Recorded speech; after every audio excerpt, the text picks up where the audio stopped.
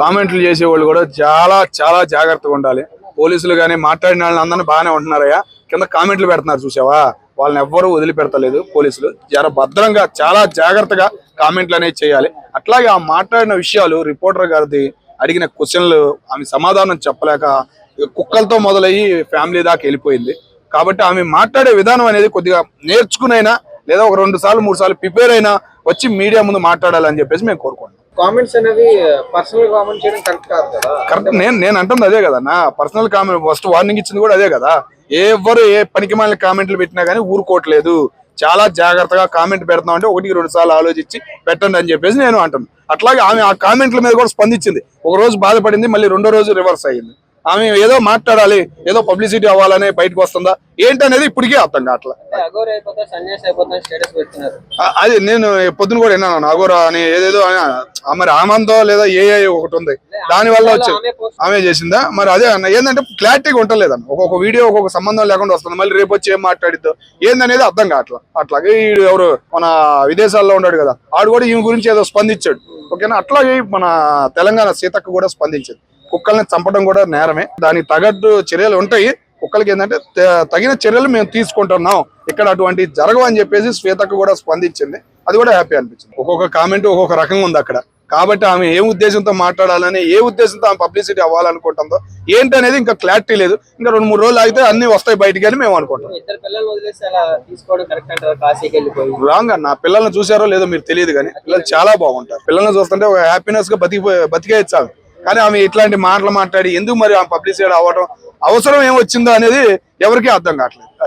అటు పవన్ కళ్యాణ్ గారిని కూడా బాధ అనేది అనిపించింది కదా. ఎవరైనా అంటారు, వాళ్ళ ఫ్యాన్స్ బాధపడుతున్నారు, ఒక రకమైన బాధ అనేది కలగజేస్తుంది. ఏంటంటే ఆ కామెంట్లు అట్టా ఉన్నాయి. అంటే రేణుదేశ్ గారిని ఇంత సీరియస్ అవుతున్నారు, కింద స్థాయి వాళ్ళు కూడా తిట్టేసిన డైరెక్ట్ గా జర్నలిస్ట్ వాళ్ళని, మరి పవన్ అన్న ఏం రియాక్ట్ అవ్వరా? అవ్వాల్సిన అవసరం అస్సలు లేదా. ఓకేనా, పవన్ కళ్యాణ్ గారికి అస్సలు అవసరమే లేదు. ఇట్లాంటి చిల్లర రాజకీయాలు చేసే పరిస్థితుల్లో ఆయన లేడు. ఆయన ఇప్పుడు ఉన్న రాజకీయ విధానం వేరు, ఆయన సాగుతున్న ప్రయాణం వేరు. ఆ ప్రయాణంలో ఇట్లాంటి అన్ని వచ్చినాయని పట్టించుకున్నాం అనుకో ఆయనకే బ్యాడ్. కాబట్టి అస్సలు మాట్లాడుకుని ఉంటే బెటర్ అని మేము అనుకుంటున్నాం. ఎవరన్నారన్నా రాంగ్, అది ఎప్పుడో అయిపోయింది. ఎప్పుడు ఎల్కేజీ పట్టుకుని ఇప్పుడు యూకేజీ అంటే ఎట్లా చెప్పు నువ్వు? ఎల్కేజీ అది, దానికి ఇప్పుడు ఉన్న రాజకీయానికి సంబంధమే లేదు. అన్ని అయిపోయినాయి, మొత్తం A to Z అన్ని సర్దేశాడు, సంబంధమే లేదు అనేది ప్రతి ఒక్కరికి తెలుసు. ఆయన ఫ్యాన్స్ కే కాదు, ఆయన ఎదిరించే ఆయన ప్రతిపక్షం అయినా కానీ ఎదిరించి మాట్లాడిందని ఈ డైలాగ్ వదులుతారు. 3 పిల్లలు అంటారు కానీ ఈ జోలికి ఎవరు రారు.